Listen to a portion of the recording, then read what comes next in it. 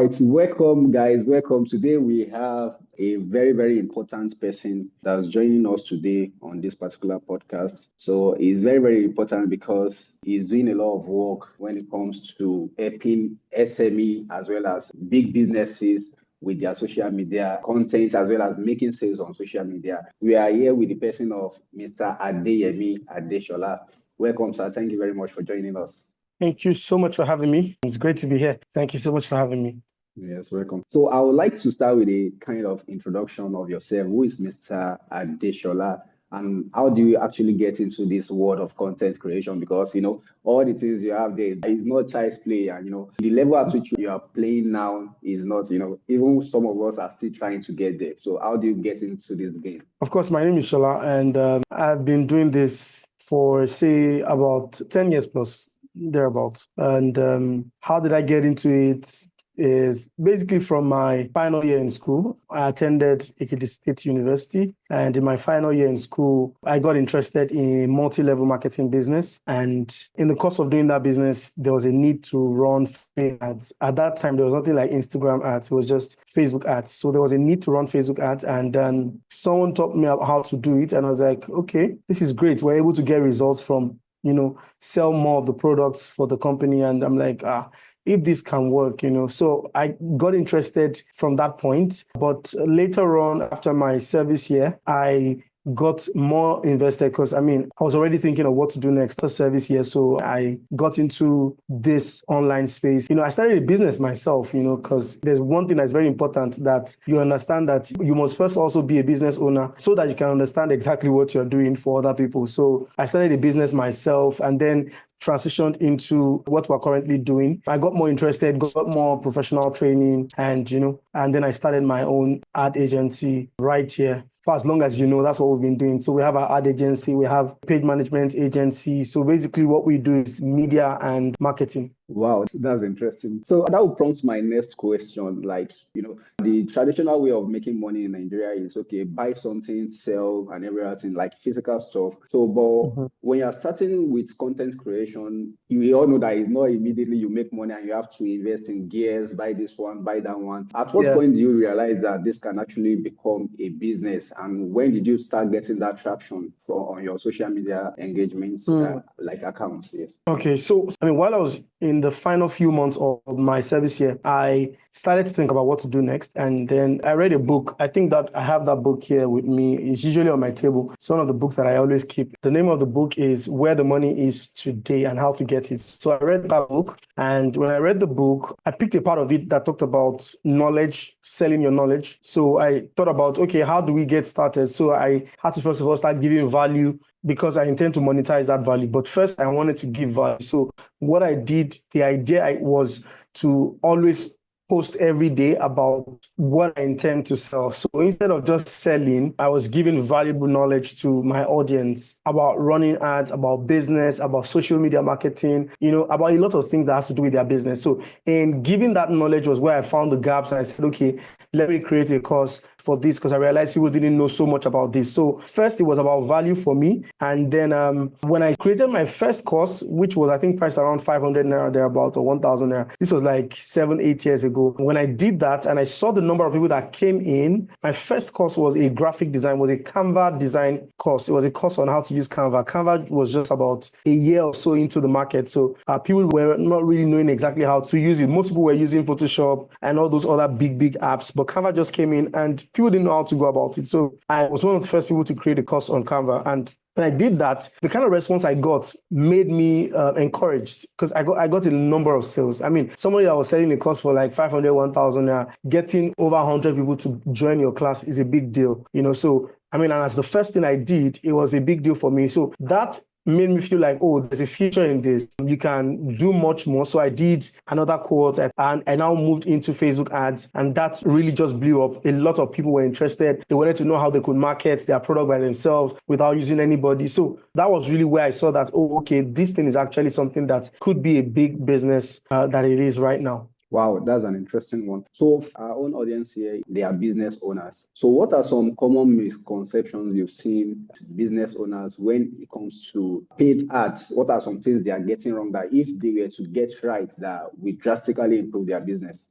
Okay, thank you for that question. So, number one, I think a lot of business owners are not data driven, and I think that's one thing that needs to change. There is no way you can make informed business decisions if you don't have any data that you're following. Whether it's marketing, whether it's content, it's important to know what works for you so that you can keep doing what works for you. They say that doing the same thing and expecting a different result is, you know what they say it is. But I would just always say that it's important that you know what works for your business. And another thing is that a lot of business owners are quick to copy the other person. Nobody is saying it's bad to copy, but we don't know how to make things our own when we copy. These are some of the things that I have issues with. When you want to get ideas from people, it's fine to get ideas from them, but make the idea yours. Try to make it unique. Try to create something around it that makes you look like the original creator, not just take something, copy it, and then put it out there. There's nothing wrong with copying, but it's always good to put your own stamp on things when you copy. That's another thing. Then when it comes to content as well, a lot of us think it through. You want to think the content through. You want it to be perfect.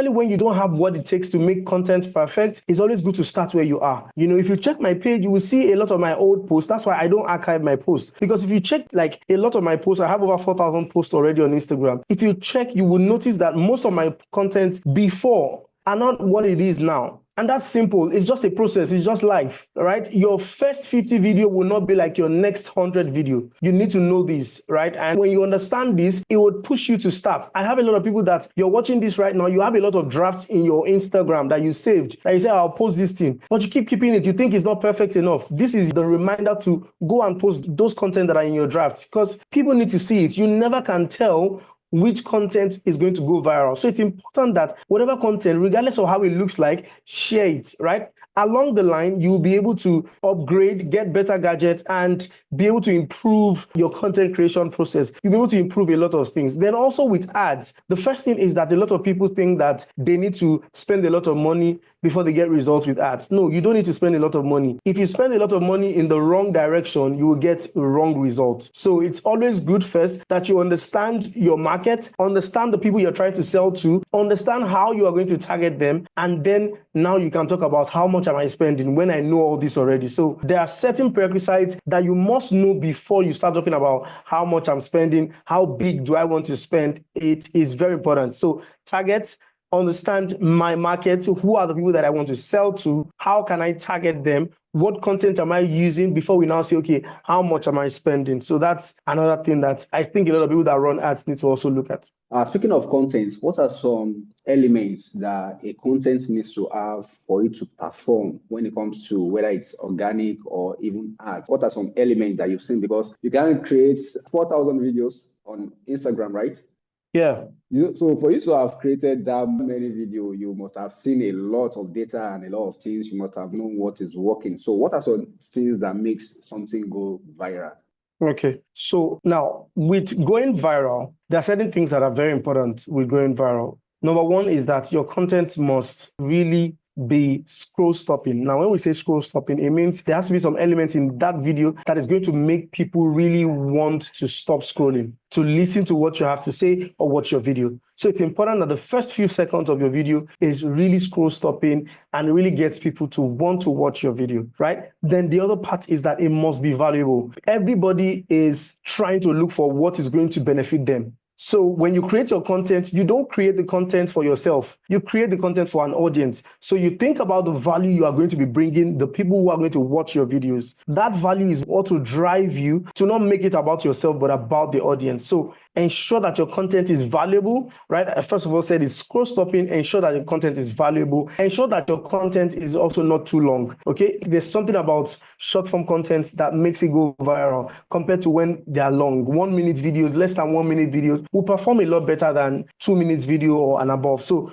1 minute video are usually my target time frame for my viral videos because it's easier for a 1 minute video to go viral. It's easier for people to share it. It's easier for people to leave a comment and all that. So your content should also have an element of shareability, meaning that people can easily share it. One of the metric on Instagram that is very important to your content or to whatever you post is how many people share it. The likes and the comments are not so important as much as how many people share your video. Your shares are one of the most important things that you need. So to get that, you must ensure that your videos, they are shareable. Now, shareable content are educational content or entertaining. So it's either you're entertaining people or you're educating people. That way you get more shares, and that way your videos can go more viral. Now, for the arts part of things, how do you choose the best creative? Because now, let's say you have a lot of videos. How do you choose the best one to run ads on? What are some things you look at? Okay, this one is performing, or this one is not performing, or this one might perform when I run ads on it. Okay, when we talk about running ads and what would likely work in terms of content, I usually would say one, in this 2025, in this century that we're in, the best type of content to run ads would be your behind the scene content. So if you are a product or a service business owner, whichever one you are, behind the scene is you taking people behind the scene of what you do, showing people the back door, right? This is what we do behind. This is how we prepare our product. This is how we deliver our product. So it could be like deliver a product with us, something like that, a video where you're showing people that, oh, we're delivering a product, or we're packing a product that is going to be set for delivery. So anything that has to do with behind the scene, either your production BTS or your delivery BTS, all that are very good for ads. Secondly is an experience content, right? This would especially work for service-based businesses where you render services. Show people the experience. What is the experience like, right? Use somebody as an example. Somebody walks into your store or something, and then their entire experience can be documented as a vlog experience, right? And from that long-form vlog, you can create a short-form time-lapse video that you can just put a voiceover on. It can be used as an ad. These are like one of the things that works a lot more. Now, using your direct sales or saying, oh, come and buy directly, usually doesn't work as much as these things that I've mentioned. So these things have an entertaining twist to it. Right now, entertainment is one of the biggest ways to sell. So adding that entertaining twist to your content for ads would always make the difference for you. Yes, personally, I can relate to that because most of my videos that goes viral, they are videos where I was trying to show a customer. One of my best video, in fact, was a video I was talking about how I got a check for the first time. The guy that even came into our store and he was like, so you don't know this guy. He was the guy that took check that day now. It's because people can relate to those kind of content. That's interesting. Yeah. So what are some best practices to follow when you are setting your ads? Because even personally myself, I struggle with this. One thing that usually helps me personally is, okay, I run ads on some of my videos that have already performed well organically. So some of the mistakes I make might not show. But what are some best practices to follow when you are setting ads? So when you're setting your ads, the first thing is using the right objective. It's important because you need to understand that the right objective is what is going to help you to get results. So in some cases, when you're not using the right objective, your results will be wrong. You cannot be expecting to make sales and you're using traffic, for example. It might not give you the right result. So when you want to make sales, you use the sales objective or the engagement objective when you want to make sales. So it's first about using the right objective. Second is also about using the right content. We've spoken about that a lot. So use the right content. That's another thing. Another thing is to ensure that you test. A lot of people don't test. And I understand why we don't test in Nigeria, in this part of the world. Nobody wants to, use their money to do test run, and that's important. But you must understand that when it comes to advertising, it's important that you do some tests. You test some placement. Some placement might not work for you. For example, you might get more results from running your ads to Facebook compared to running your ads to Instagram. So it all depends on the placement. Do you know the placement that works best for you? Do you know the kind of audience that works best for you? So these are some of the things you need to test out. You cannot run one campaign and expect to make all the money from one campaign. That's another thing that you must understand. So multiple campaigns are very important. Multiple campaigns where you're testing different placement, different audiences, different parameters would also make sense. So the other thing is give your ads time. I see a lot of people in a hurry. Once the ad is running and in 48 hours they've not made money, they're already going to turn off the ad. They're already thinking, oh, the ad is not working. No, some of these things usually take time. So ideally, give yourself between at least 1 week to be able to see how the ad performs. Then you can say, okay, after 1 week, I can make a decision to edit my ad or see what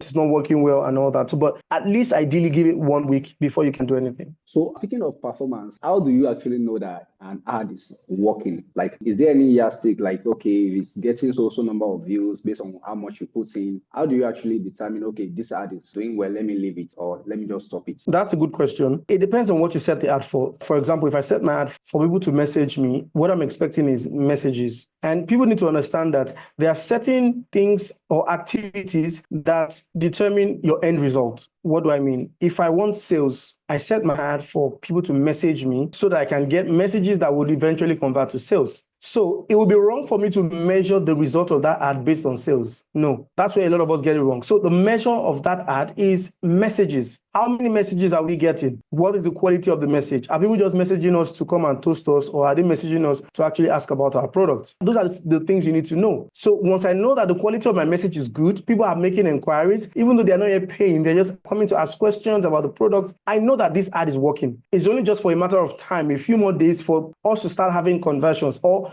do we need to make any change in maybe our pricing or anything? Do we need to change anything to be able to get that conversion to happen? So the only time you say, okay, your ad is not working is when you are not getting what it was set for. So if you set it for messages and you're not getting messages, you are paying so high, your cost per click is so high, or your cost per messaging is so high, then you know that I need to change this ad. I need to do something about it. But before you even do that, it should have taken at least 1 week before you can say, okay, this thing is too expensive for me. I'm not getting messages that make sense, or the clicks I'm seeing is not making any sense. This ad is not working for me. Then I can make changes. But first is to look at all these things that I've said before you can make that decision. Okay, you mean someone should set it for a whole week and let it run for a whole week minimum, right? Yeah. So once you set your ad for a whole week, now usually I don't specify dates on ads. Reason is I want my ads to just keep running, and then I just keep making changes if I have to. But ideally, 1 week is enough for an ad to really give you something tangible to know that, yes, this ad is working. If it's not doing that within 1 week, then you know that something is wrong. I think I need to make changes to this ad. Is there any minimum amount, like let's say daily spend, that you need to put on your ad for you to start performing? Because some people will be like, can I spend 500 naira? Can I spend 1,500 naira per day? So where's the sweet spot, like the minimum that people can set for on a daily basis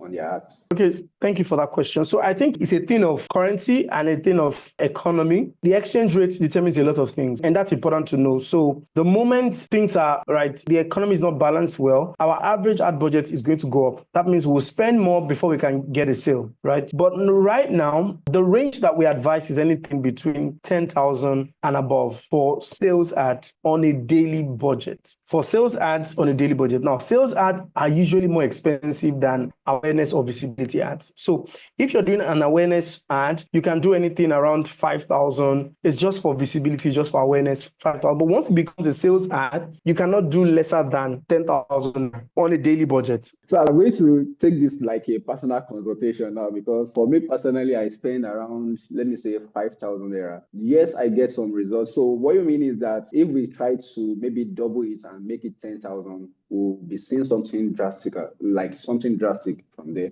Yeah, the result can be better. Now, another thing is if you're already using 5,000, so what you need to do is create 2 campaigns that uses 5,000 and that's 10,000. It still works that way as well, so that you can double the result that you're getting. The idea is just to double the result. Wow. Thank you very much for that. You've actually solved one of my problems. Recently, TikTok also launched their own ads in Nigeria, which was not accessible to Nigerians before. But now we can run TikTok ads. Is this something you have tried, and what is it compared to what we normally get on Instagram and Facebook? Sure, TikTok ads is pretty much new in the market, but I think it's good. It might not be excellent in terms of sales and conversions, but they have a feature that I think I like, which is one, you can directly use TikTok ads to grow your TikTok account. Meta doesn't have that up until now. Meta has been around for more than 10 years. They have not been able to crack that feature that allows you to grow your Instagram page directly by just running ads. But TikTok has a feature where you can say, I want to run ads to grow my followers. And all that ad will be targeted at is the followers. So it keeps increasing. Instagram doesn't have that. You have to tweak around how you intend, use a strategy to grow your followers, maybe by lead magnet or something. But TikTok has a direct ad for growing followers. So I think TikTok is good for awareness, for visibility.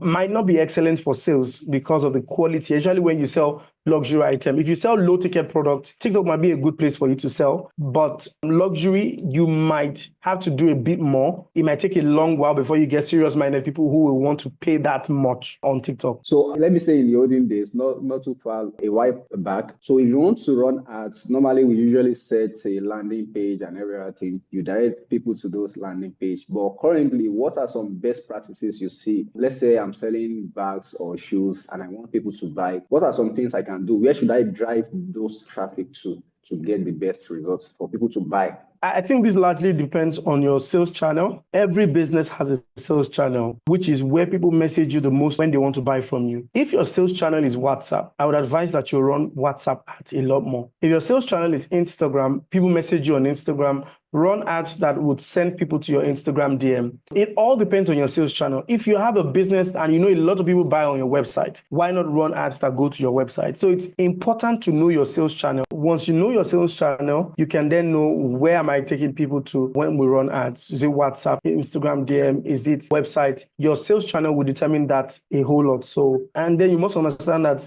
different sales channels have different costs, right? Some sales channels are cheaper. WhatsApp is cheaper than Instagram DM. Instagram DM might be cheaper than website. So you must understand all these differences when you're running ads, so that you're not wondering, why are my ads costing me so much? You're running ads to your website. It's a lot expensive, So if you know you don't have so much budget, your WhatsApp can be a better sales channel because it is cheaper compared to Instagram or website. Okay, now for the creative part, before I run my ads, from your own experience, is it image that perform best or videos to run ads? Well, I think videos perform better than images a whole lot, because there's a lot you can say with a 1 minute video that a still image might not be able to say. And then videos would cost lesser compared to images. Images or flyers will be more expensive when you use them, but it also still depends on what you are selling. So, but averagely, I always advise people to use more videos for their ads. Okay, the other time you were talking about hooks, like the first 3 to 5 seconds of your videos. In fact, overnight, I went to your channel, I was watching your video. Your videos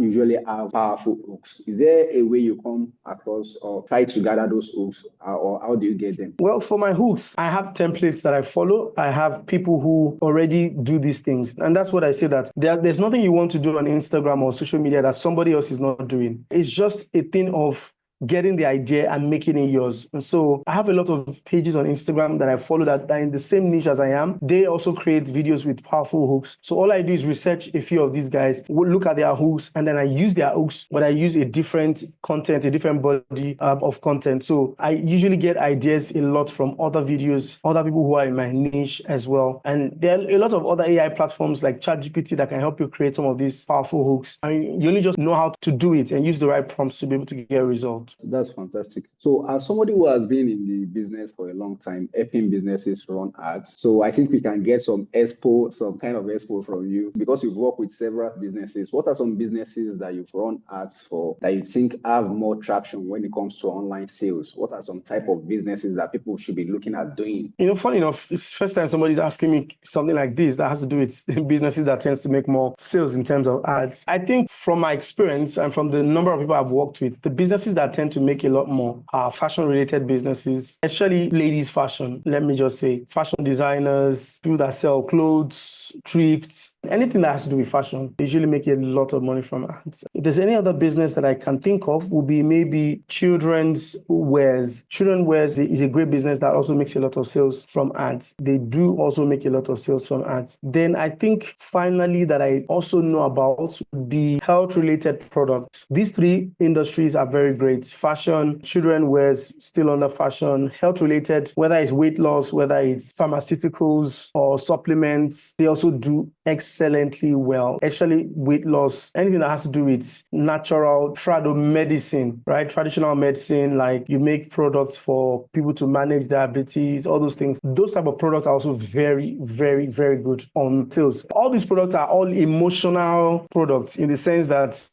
everybody who wants to wear clothes and look better than the other person. And then when it comes to health, there are people that are, taking their health a lot more serious right now. So they don't play when it has to do with health. They don't play when it has to do with their children, their emotion. I have to give my child the best. These products tend to make a lot of money when it comes to ads. Wow, that was insightful. So, what's your final advice for business owners that want to grow their business? They want to take it from zero to start making that million that people are making online. What's your final advice, and where can people find you online? Okay, so my final advice, if you're watching this and you're a business owner and you're looking to scale, I would say that number one, is you need to ensure that you have a content plan as well as a marketing plan. They are two different things. A lot of people have marketing plans, but they don't have content plans. And that's why as a business owner, you spend 1 million naira to run ads, but you don't spend half of a quarter of that to create the content to run the ads. I don't think it's wise. I most likely will spend 1 million naira to create my content and spend 500,000 on ads. The reason is because my content is going to be what determines the result, not the ad. No matter how good the person is, they can't